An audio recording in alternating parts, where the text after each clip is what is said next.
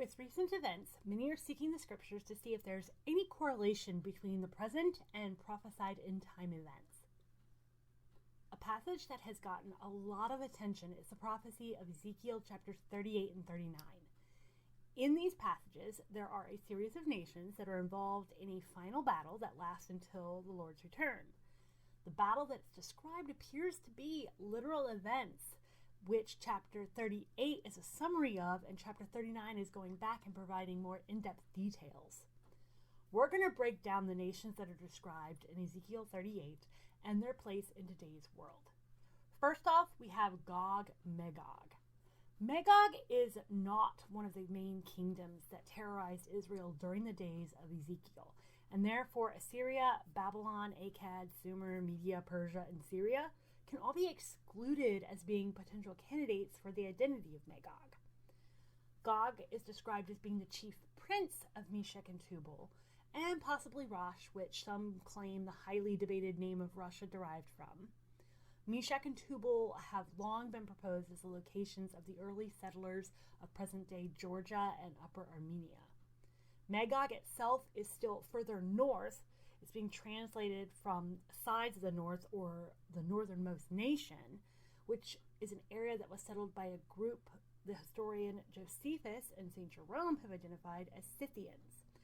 According to sources like the British Museum and the Encyclopedia Britannica, the Scythians occupied the territory of Siberia and areas along the Black Sea in what is now Russia and the Ukraine.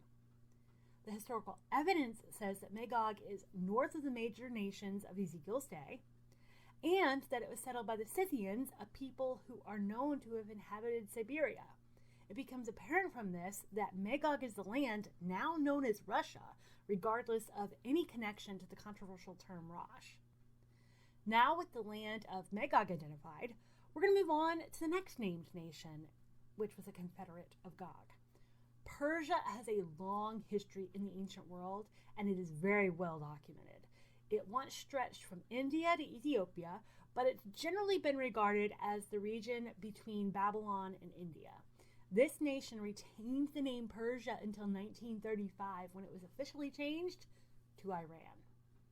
Ethiopia is the next nation on the list, and it was also known as the land of Cush, and its major identification feature is the river that ran through it, which is the Nile.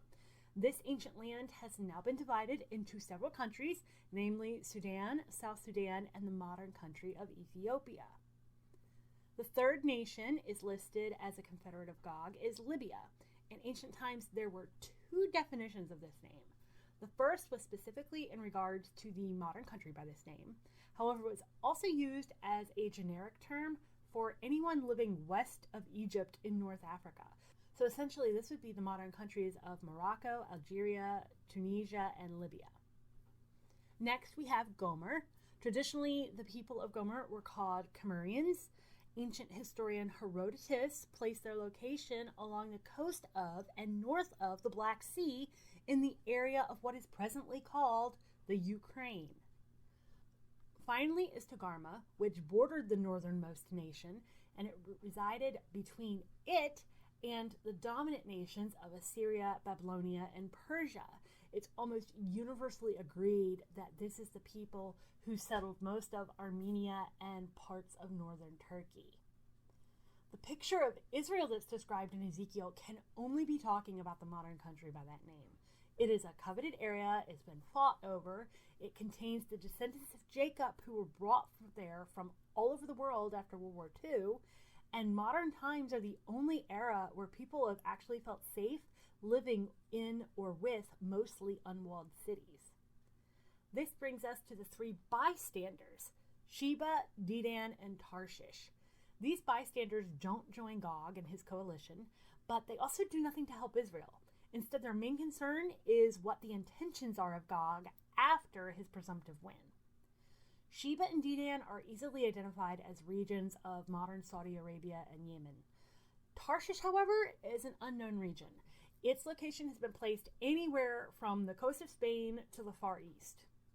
So recapping the battle in Ezekiel 38, using the names of the current occupants of these regions, we have Russia joining with Iran, Ethiopia or Sudan a variety of North African countries, the Ukraine, Armenia, and potentially Turkey, all of them intent on attacking Israel, with Saudi Arabia, Yemen, and Europe or the Far East watching with great interest to see what actually happens.